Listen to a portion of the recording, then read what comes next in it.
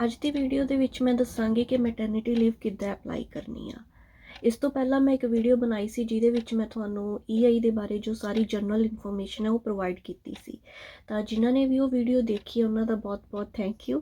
ਤੇ ਜਿਨ੍ਹਾਂ ਨੇ ਉਹ ਵੀਡੀਓ ਨਹੀਂ ਦੇਖੀ ਤਾਂ ਮੈਂ ਰਿਕੁਐਸਟ ਕਰਾਂਗੀ ਕਿ ਪਹਿਲਾਂ ਉਹ ਵੀਡੀਓ ਦੇਖੋ ਜਿਹਦੇ ਨਾਲ ਤੁਹਾਨੂੰ ਜ਼ਿਆਦਾ ਇਨਫੋਰਮੇਸ਼ਨ ਮਿਲੇਗੀ EI ਬਾਰੇ, ਤੇ ਉਸ ਤੋਂ ਬਾਅਦ ਤੁਸੀਂ ਇਹ ਵੀਡੀਓ ਦੇਖੋ ਤਾਂ ਤੁਸੀਂ ਆਸਾਨੀ ਦੇ ਨਾਲ ਆਪਣੀ EI ਹੈ ਜੋ ਸਾਰੀ ਮੈਟਰਨਿਟੀ ਲੀਵ ਹੈ ਬੈਨੀਫਿਟਸ ਹੈ ਉਹ ਤੁਸੀਂ ਆਸਾਨੀ ਦੇ ਨਾਲ ਅਪਲਾਈ ਕਰ ਸਕੋਗੇ। ਜਿਨ੍ਹਾਂ ਨੇ ਮੇਰੇ ਚੈਨਲ ਨੂੰ ਸਬਸਕ੍ਰਾਈਬ ਕੀਤਾ ਉਹਨਾਂ ਦਾ ਬਹੁਤ ਥੈਂਕ ਯੂ। ਤੇ ਜਿਨ੍ਹਾਂ ਨੇ ਹਾਲੇ ਤੱਕ ਚੈਨਲ ਨੂੰ ਸਬਸਕ੍ਰਾਈਬ ਨਹੀਂ ਕੀਤਾ ਤਾਂ ਸਭ ਤੋਂ ਪਹਿਲਾਂ ਚੈਨਲ ਨੂੰ ਸਬਸਕ੍ਰਾਈਬ ਕਰੋ, ਵੀਡੀਓਜ਼ ਨੂੰ ਲਾਈਕ ਕਰੋ। ਤੇ ਇਹ ਜਿਹੜਾ ਮੇਰਾ ਚੈਨਲ ਆ ਰਿਦਮ ਆਫ ਕੈਨੇਡਾ, ਇਹਦੇ ਵਿੱਚ ਮੈਂ ਇਨਫੋਰਮੇਟਿਵ ਵੀਡੀਓਜ਼ ਵੀ ਪਾਉਂਦੀ ਹਾਂ ਤੇ ਵਲੌਗਸ ਵੀ ਪਾਉਂਦੀ ਹਾਂ ਤੇ ਕੈਨੇਡਾ ਦੀ ਲਾਈਫ ਵੀ ਦਿਖਾਉਂਦੀ ਹਾਂ। ਤਾਂ ਮਿਸਲੇਨੀਅਸ ਵੀਡੀਓਜ਼ ਮੈਂ ਪਾਉਂਦੀ ਹਾਂ, ਤਾਂ ਪਲੀਜ਼ ਮੇਰੇ ਚੈਨਲ ਨੂੰ ਸਬਸਕ੍ਰਾਈਬ ਕਰਦੇ ਰਹੋ। ਹੁਣ ਆਪਾਂ ਸ਼ੁਰੂ ਕਰਨ ਜਾ ਰਹੇ ਹਾਂ EI ਕਿੱਦਾਂ ਅਪਲਾਈ ਆਪਾਂ ਕਰਨੀ ਹੈ। ਸਭ ਤੋਂ ਪਹਿਲਾਂ ਆਪਾਂ ਗੂਗਲ 'ਚ ਸਰਚ ਕਰਾਂਗੇ EI ਐਪਲੀਕੇਸ਼ਨ BC, ਕਿਉਂਕਿ ਆਪਾਂ ਬ੍ਰਿਟਿਸ਼ ਕੋਲੰਬੀਆ ਦੇ ਵਿੱਚ ਅਪਲਾਈ ਕਰਨ ਜਾ ਰਹੇ ਹਾਂ। ਤਾਂ ਜੋ ਫਸਟ ਵੈਬਸਾਈਟ ਹੈ ਆਪਾਂ ਉੱਤੇ ਕਲਿੱਕ ਕਰਾਂਗੇ ਐਂਡ ਦੈਨ ਇਹਦੇ ਵਿੱਚ ਆਪਾਂ ਨੂੰ ਸ਼ੋ ਹੋ ਰਿਹਾ ਅਪਲਾਈ ਔਨਲਾਈਨ, ਆਪਾਂ ਇੱਥੇ ਕਲਿੱਕ ਕਰ ਦਿੰਦੇ ਹਾਂ। ਅਪਲਾਈ ਔਨਲਾਈਨ ਦੇ ਵਿੱਚ ਆਹ ਗ੍ਰੀਨ ਬਟਨ ਅਪਲਾਈ ਇੱਥੇ ਕਲਿੱਕ ਕਰਾਂਗੇ ਤੇ ਥੱਲੇ ਜਾਵਾਂਗੇ ਸਟਾਰਟ ਐਪਲੀਕੇਸ਼ਨ ਤੇ ਕਲਿੱਕ ਕਰਾਂਗੇ। ਹੁਣ ਇਹਦੇ ਵਿੱਚ ਫਸਟ ਕੁਐਸਚਨ ਇਹ ਆ ਰਿਹਾ ਕਿ ਤੁਸੀਂ ਵਿਦਿਨ 72 ਆਵਰਸ ਦੇ ਵਿੱਚ ਕਿ ਪਹਿਲਾਂ ਤੁਸੀਂ ਕੋਈ ਐਪਲੀਕੇਸ਼ਨ ਸਟਾਰਟ ਕੀਤੀ ਸੀ ਉਹੀ ਦੁਬਾਰਾ ਰੀਟਰੀਵ ਕਰਨਾ ਚਾਹ ਰਹੇ ਹੋ। ਤਾਂ ਮੈਂ ਇੱਥੇ ਨੋ ਕਲਿੱਕ ਕਰਾਂਗੀ ਕਿਉਂਕਿ ਫਸਟ ਟਾਈਮ ਆਪਾਂ ਅਪਲਾਈ ਕਰਨ ਜਾ ਰਹੇ ਹਾਂ। ਇੱਥੇ ਇਹ ਵੀ ਹੁੰਦਾ ਹੈਗਾ ਕਿ ਜੇ ਤੁਸੀਂ ਮਤਲਬ 72 ਆਵਰਸ ਦੇ ਵਿੱਚ ਹੀ ਆਪਦੀ ਪੁਰਾਣੀ ਐਪਲੀਕੇਸ਼ਨ ਉਹਨੂੰ ਹਾਫ ਫਿਲ ਕਰਕੇ ਛੱਡ ਸਕਦੇ ਹੋ ਤੇ ਉਹਦੇ ਵਿੱਚ ਹੀ ਉਹਨੂੰ ਕੀ ਦੁਬਾਰਾ ਰੀਟਰੀਵ ਕਰ ਸਕਦੇ ਹੋ। ਤਾਂ ਤੁਹਾਨੂੰ ਸਾਰਾ ਫਿਲ ਆਊਟ ਦੁਬਾਰਾ ਨਹੀਂ ਕਰਨਾ ਪੈਣਾ, ਬਟ 72 ਆਵਰਸ ਤੋਂ ਬਾਅਦ ਉਹ ਸਾਰੀ ਜਿਹੜੀ ਐਪਲੀਕੇਸ਼ਨ ਹੈ ਤੁਹਾਡੀ ਡਿਲੀਟ ਹੋ ਜਾਣੀ ਹੈ ਤਾਂ ਤੁਹਾਨੂੰ ਨਵੇਂ ਸਿਰੇ ਤੋਂ ਸਾਰਾ ਸ਼ੁਰੂ ਕਰਨਾ ਪੈਣਾ। ਕੰਟੀਨਿਊ ਕਰਾਂਗੇ।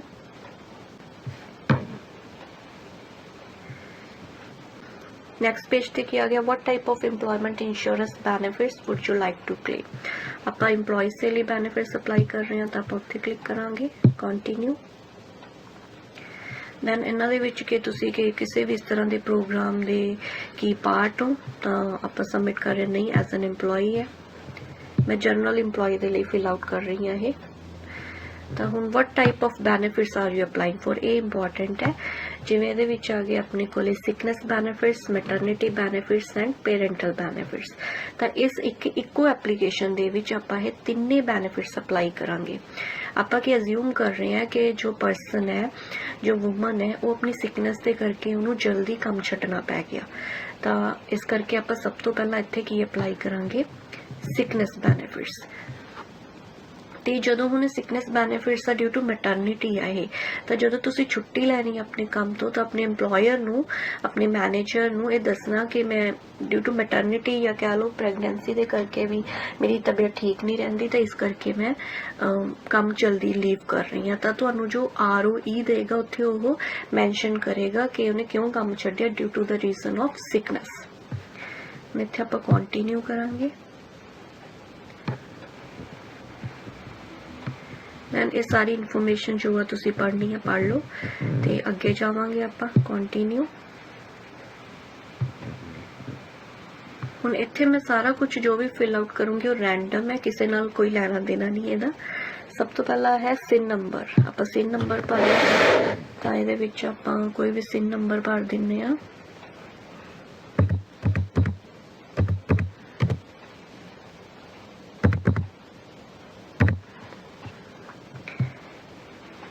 डेट ऑफ बर्थ आप लै लें, ईयर भर दो कोई भी।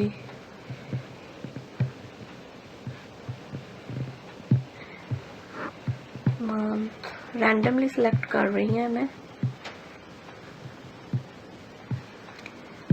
लास्ट नेम जो भी थोड़े सिन दे अकॉर्डिंग होएगा। तो जिवें आप इत्थे लास्ट नेम स्मिथ भर दिन्ने आ ते फर्स्ट नेम की फिल आउट करिए रोज। अदर गिवन नेम रहन दो इनू, बर्थ ते लास्ट नेम की सी तो उत्थे भी आप स्मिथ भर दिन्ने आ। Gender female, the last name of one of your parents at their birth। ਹੁਣ ਇੱਥੇ ਕੀ ਭਰਨਾ ਕਿ ਤੁਹਾਡੇ ਪੇਰੈਂਟਸ ਦਾ ਕਿਸੇ ਵੀ ਪੇਰੈਂਟ ਦਾ ਲਾਸਟ ਨੇਮ ਫਿਲ ਆਊਟ ਕਰ ਦੇਣਾ। ਤਾਂ ਇੱਥੇ ਵੀ ਆਪਾਂ ਸਮਿਤੀ ਕਰ ਦਿੰਦੇ ਆ ਐਂਡ ਦੈਨ ਕੰਟੀਨਿਊ। ਇਹ ਸਾਰੀ ਇਨਫੋਰਮੇਸ਼ਨ ਰੀਡ ਆਊਟ ਕਰ ਲਓ ਕਿ ਤੁਸੀਂ ਸਹੀ ਭਰੀ ਹੈ ਐਂਡ ਦੈਨ ਕੰਟੀਨਿਊ। ਤਾਂ ਹੁਣ ਇਹ ਤੁਹਾਡਾ ਟੈਂਪਰੇਰੀ ਪਾਸਵਰਡ ਜਨਰੇਟ ਹੋ ਗਿਆ। ਇਹਨੂੰ ਤੁਸੀਂ ਸੇਵ ਕਰਕੇ ਰੱਖ ਲਿਓ ਕਿ ਜੇ ਤੁਸੀਂ ਰੀਟਰੀਵ ਕਰੋਗੇ ਨਾ ਉਦੋਂ ਇਹ ਪਾਸਵਰਡ ਫਿਲ ਆਊਟ ਕਰਨ ਦੀ ਲੋੜ ਪਏਗੀ। ਹੁਣ ਆਪਾਂ ਕਰਦੇ ਹਾਂ ਕੰਟੀਨਿਊ।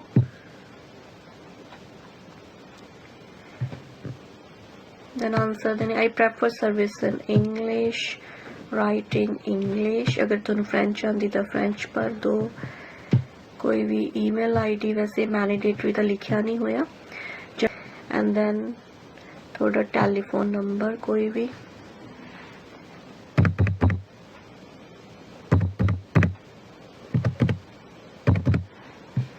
केडी टाइप है ये, होम सेल कुछ भी, अल्टरनेट नंबर देना दे लो या नहीं, TTY TTD नंबर। ਇਹ ਵਾਲਾ ਨੰਬਰ ਉਹਨਾਂ ਲਈ ਹੁੰਦਾ ਜਿਹੜੇ ਡੈਫ ਹੁੰਦੇ ਨੇ, ਹੀਅਰਿੰਗ ਦੇ ਵਿੱਚ ਇਹਨਾਂ ਨੂੰ ਪ੍ਰੋਬਲਮ ਆ। ਤਾਂ ਇੱਥੇ ਕੁਝ ਨਹੀਂ ਭਰਨ ਦੀ ਲੋੜ। ਇੱਥੇ ਪੋਸਟਲ ਕੋਡ ਫਿਲ ਆਊਟ ਕਰ ਦਿਓ ਆਪਦਾ।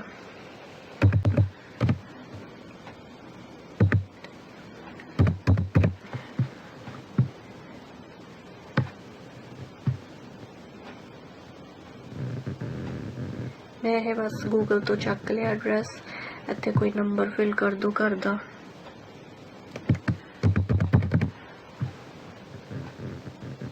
इत्थे अपने आप सारा कुछ आ गया कि तुहाडा रेजिडेंशियल एड्रैस डिफरेंट है, मेलिंग एड्रैस तो नो सेम है। कंटिन्यू। ਹੁਣ ਇਹਦੇ ਵਿੱਚ ਤੁਸੀਂ ਕੁਝ ਵੀ ਨਹੀਂ ਹੈ ਕਿ ਉਹ ਇੱਥੇ ਕਲਿੱਕ ਕਰਨਾ status Indian, non status Indian. ਇਹਨੂੰ ਇੱਦਾਂ ਹੀ ਛੱਡ ਦਿਓ। Continue.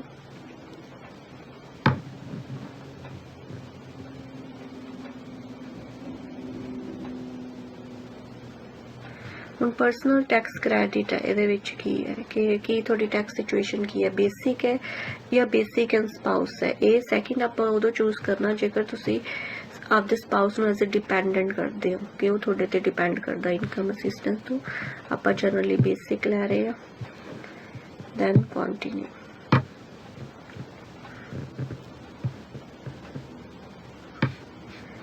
Indicate how you will access your T4E। ਤੁਸੀਂ ਇਹਨੂੰ ਆਨਲਾਈਨ ਆਪਣਾ T4E ਕੀ ਹੁੰਦਾ ਹੈਗਾ, ਜਦੋਂ ਆਪਾਂ EI ਸਾਰੀ EI ਬੈਨੀਫਿਟਸ ਲੈਣੇ ਆ ਤਾਂ ਆਪਾਂ ਨੂੰ ਉਹਦਾ ਵੀ ਇੱਕ T4 ਆਂਦਾ ਹੈਗਾ, ਤਾਂ ਉਹਨੂੰ ਕਹਿੰਦੇ ਆ T4E। ਹੁਣ ਇਹ 'ਚ ਦੋ ਚੀਜ਼ਾਂ ਨੇ। ਤੁਸੀਂ ਇਹਨੂੰ ਆਨਲਾਈਨ ਲੈਣਾ ਹੈਗਾ through the MSCA, that is uh my service Canada account. ਇਹਦੇ ਥਰੂ ਲੈਣਾ ਹੈਗਾ। ਤੇ ਜੇ ਤਾਂ ਤੁਹਾਨੂੰ ਆਨਲਾਈਨ ਚਾਹੀਦਾ ਹੈਗਾ ਤਾਂ ਤੁਹਾਨੂੰ 1 ਫਰਵਰੀ ਤੱਕ ਮਿਲ ਜਾਏਗਾ। ਜੇਕਰ ਤੁਹਾਨੂੰ ਪੇਪਰ ਕਾਪੀ ਚਾਹੀਦੀ ਹੈ ਤਾਂ 28 ਫਰਵਰੀ ਤੱਕ ਦਾ ਟਾਈਮ ਹੁੰਦਾ ਹੈ। ਤਾਂ ਡਿਪੈਂਡ ਕਰਦਾ, ਅਗਰ ਤੁਹਾਡਾ ਮਾਈ ਸਰਵਿਸ ਕੈਨੇਡਾ ਅਕਾਊਂਟ ਹੈ ਤਾਂ ਤੁਸੀਂ ਆਨਲਾਈਨ ਸਿਲੈਕਟ ਕਰ ਦਿਓ, ਨਹੀਂ ਤਾਂ ਤੁਸੀਂ ਪੇਪਰ ਕਾਪੀ ਕਰ ਦਿਓ। and then continue। then ਆਉਂਦਾ ਹੈ ਕਿ have you used direct deposit on a previous claim for EI benefits within the last year। ਕਿ 52 ਵੀਕਸ ਦੇ ਵਿੱਚ ਅਗਰ ਕੀ ਤੁਸੀਂ ਡਾਇਰੈਕਟ ਡਿਪੋਜ਼ਿਟ ਪਹਿਲਾਂ EI ਦੇ ਲਈ ਯੂਜ਼ ਕੀਤਾ, ਅਗਰ ਕੀਤਾ ਯੈਸ ਕਰ ਦਿਓ, ਅਗਰ ਨਹੀਂ ਤਾਂ ਨੋ ਕਰ ਦਿਓ। ਮੈਂ ਇੱਥੇ ਨੋ ਕਰ ਰਹੀ ਹਾਂ।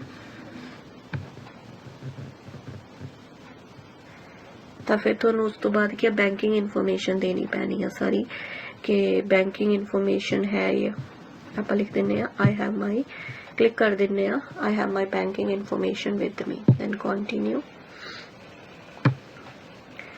ਹੁਣ ਇੱਥੇ ਤੁਸੀਂ ਸਾਰਾ ਦਾ ਟ੍ਰਾਂਜ਼ਿਟ ਨੰਬਰ ਲਿਖਣਾ, ਫਾਈਨੈਂਸ਼ੀਅਲ ਇੰਸਟੀਟਿਊਸ਼ਨ ਕਿਹੜਾ ਹੈਗਾ, ਫਿਰ ਫਾਈਨੈਂਸ਼ੀਅਲ ਇੰਸਟੀਟਿਊਸ਼ਨ ਦਾ ਨੇਮ ਆ ਗਿਆ, ਇੱਥੇ ਨੰਬਰ ਲਿਖ ਦੇਣਾ, ਉਹਦਾ ਅਕਾਊਂਟ ਨੰਬਰ ਆਪਣਾ ਲਿਖ ਦੇਣਾ ਐਂਡ ਦੈਨ ਕੰਟੀਨਿਊ ਕਰਨਾ।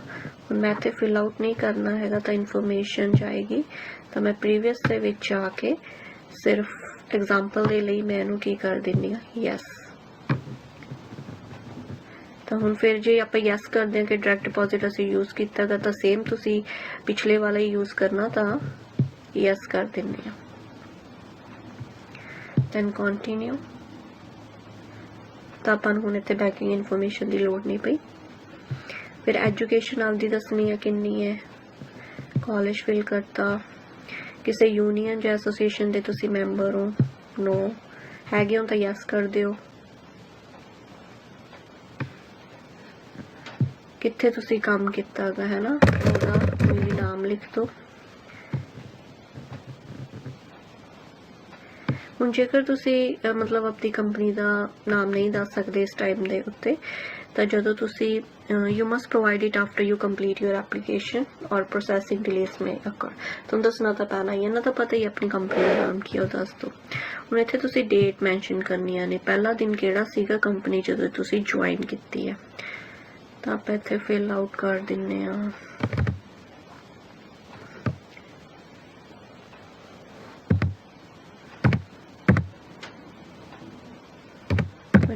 ਫਿਲ ਆਊਟ ਕਰਤਾ। ਲਾਸਟ ਡੇ ਮੰਨ ਲਓ 2 ਇਅਰਸ ਦਾ ਗੈਪ ਲੈ ਲੈਂਦੇ ਆ ਤਾਂ ਆਪਾਂ, ਬਟ ਹੁਣ 2023 ਚ ਫਿਲ ਕਰ ਰਹੇ ਹਾਂ ਤਾਂ 2023 ਚਲੋ। Will you be returning to work with this EMPLOYEE, ਕਿ ਤੁਸੀਂ ਕੰਮ ਤੇ ਵਾਪਸ ਜਾਓਗੇ? ਆਪਾਂ ਯੈਸ ਕਰ ਦਿਓ, ਅਗਰ ਨਹੀਂ ਜਾਣਾ ਤਾਂ ਨੋ ਕਰ ਦਿਓ। Do you know the date of return? ਨਹੀਂ ਪਤਾ ਹੁਣ ਨਾ ਆਪਾਂ ਨੂੰ ਕਿ ਆਪਾਂ ਉਸ ਤੋਂ ਬਾਅਦ ਪੈਰੈਂਟਲ ਬੈਨੀਫਿਟਸ ਵੀ ਲੈਣੇ ਆ, ਤਾਂ do you know the date of your return? No.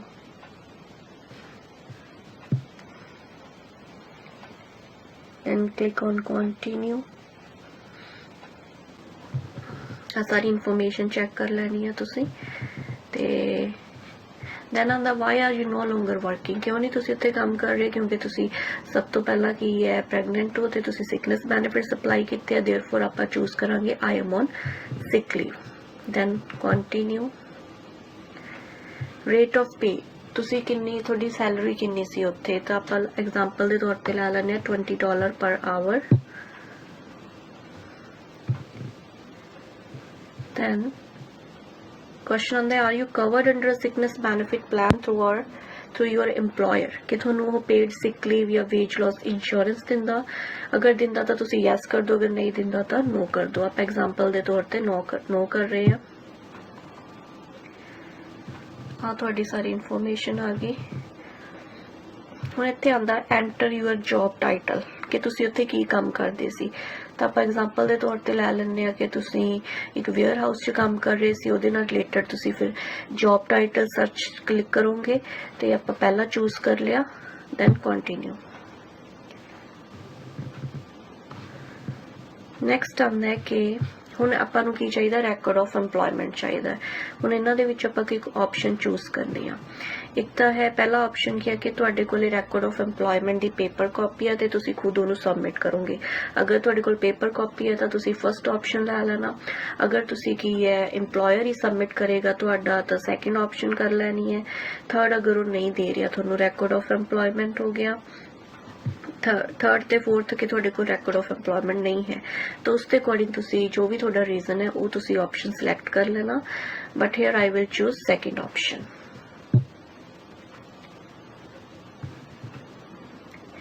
Do you want to add a record of employment to your application? ਹੁਣ ਆਪਾਂ ਕੀ ਕੀਤਾਗਾ ਕਿ ਰੈਕੋਰਡ ਆਫ ਐਮਪਲੋਇਮੈਂਟ ਆਪਾਂ ਕੀ ਲਿਆ ਕਿ EMPLOYER ਹੀ ਸਬਮਿਟ ਕਰੇਗਾ, ਤਾਂ ਇਸ ਕਰਕੇ ਆਪਾਂ ਇਸ ਆਪਸ਼ਨ ਤੇ ਨੋ ਕਰ ਦਿੰਦੇ ਆ। ਹੁਣ ਆਪਣੇ ਕੋਲ ਆਂਦਾ ਅਦਰ EMPLOYERS।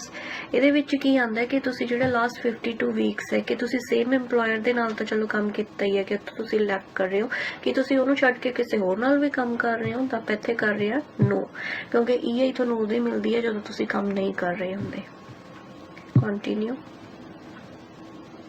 ਹੁਣ ਆਇਆ ਕਿ ਤੁਹਾਡਾ ਰੈਕੋਰਡ ਆਫ ਐਮਪਲੋਇਮੈਂਟ ਮੈਸੇਜ ਆਇਆ ਹੋਇਆ ਕਿ ਉਹ ਮਿਸਿੰਗ ਹੈ। ਕਿਉਂ? ਕਿਉਂਕਿ ਆਪਾਂ ਇੱਥੇ ਸਬਮਿਟ ਨਹੀਂ ਕਰ ਰਹੇ ਹੈਗੇ, ਸਾਡਾ EMPLOYER ਹੀ ਕਰੇਗਾ।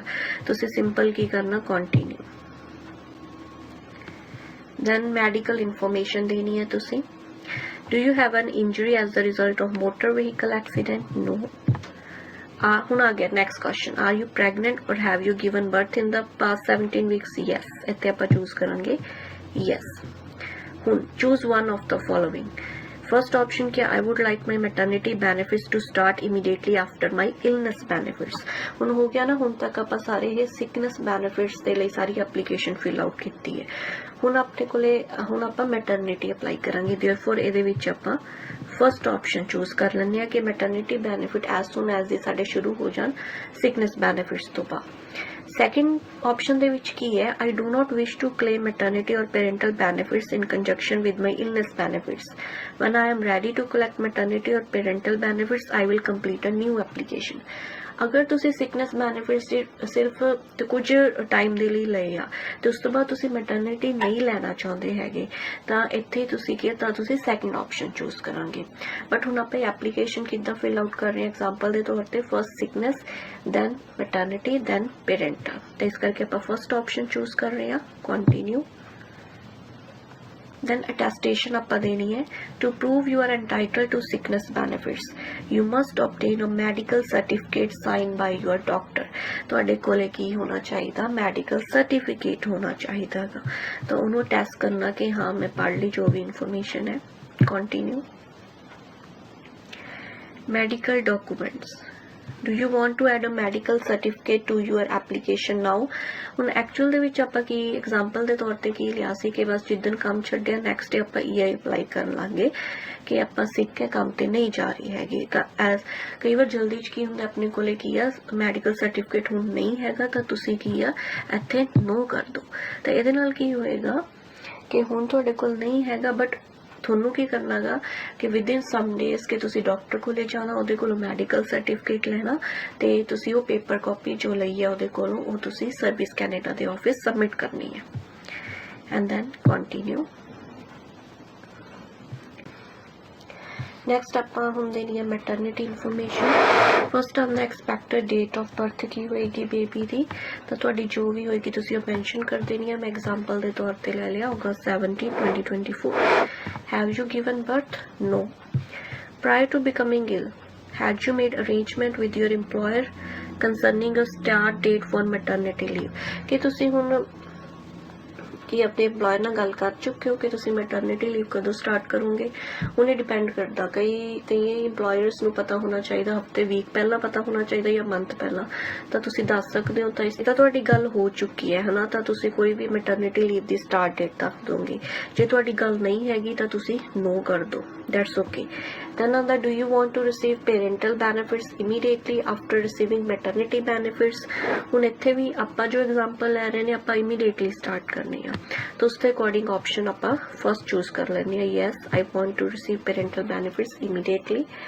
ਤੇ ਅਗਰ ਤੁਸੀਂ ਨਹੀਂ ਕਰਨੇ, no I only want to receive up to 15 weeks of maternity benefits.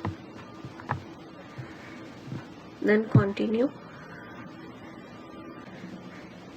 ਹੁਣ ਆਪਾਂ ਦੇਣੀ ਹੈ ਇਨਫੋਰਮੇਸ਼ਨ ਅਬਾਊਟ ਪੈਰੈਂਟਲ ਬੈਨੀਫਿਟਸ। ਹੁਣ ਇਹ ਦੋ ਤਰ੍ਹਾਂ ਦੇ ਹੁੰਦੇ ਨੇ, ਮੈਂ ਸ਼ਾਰਟਕਟ ਦੇ ਵਿੱਚ ਦੱਸ ਦਿੰਨੀ ਆ। ਇਹ ਹੁੰਦੇ ਨੇ ਸਟੈਂਡਰਡ ਬੈਨੀਫਿਟਸ ਤੇ extended benefits.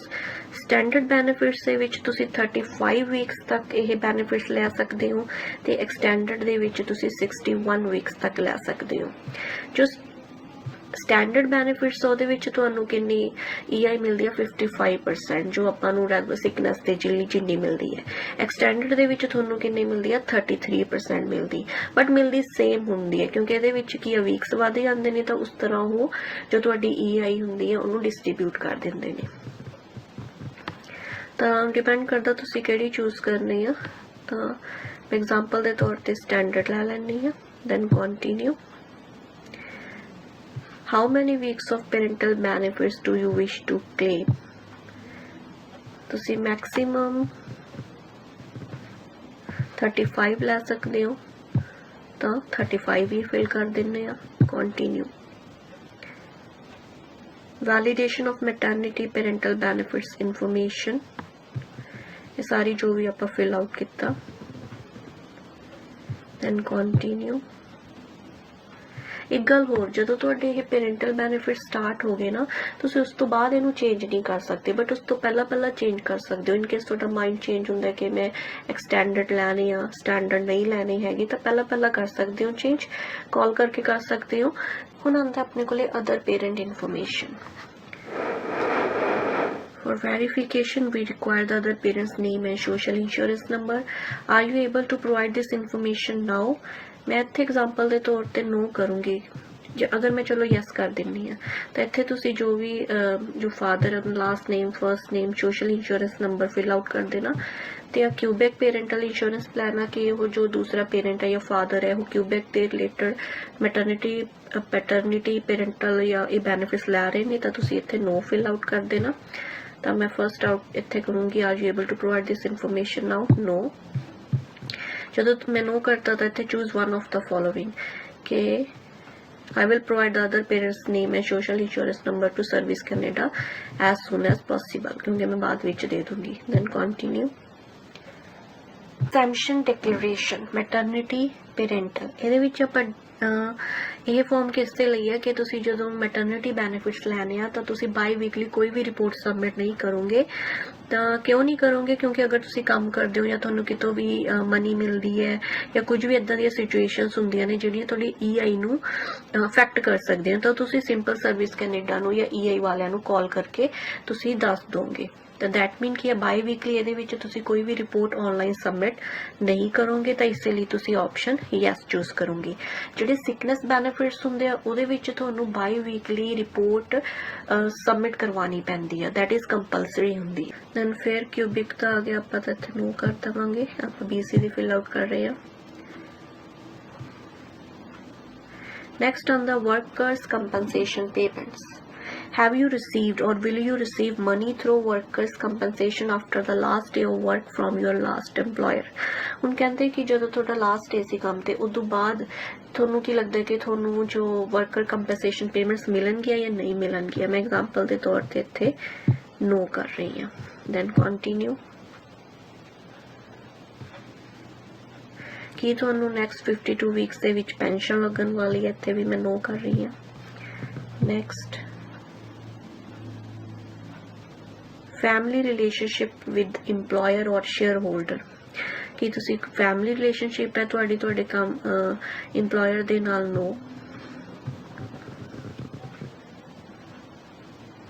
In the last 52 weeks did you work for a corporation in which you own more than 40% of the shares? ਇੱਥੇ ਵੀ ਮੈਂ नो क्लिक कर रही ਹਾਂ।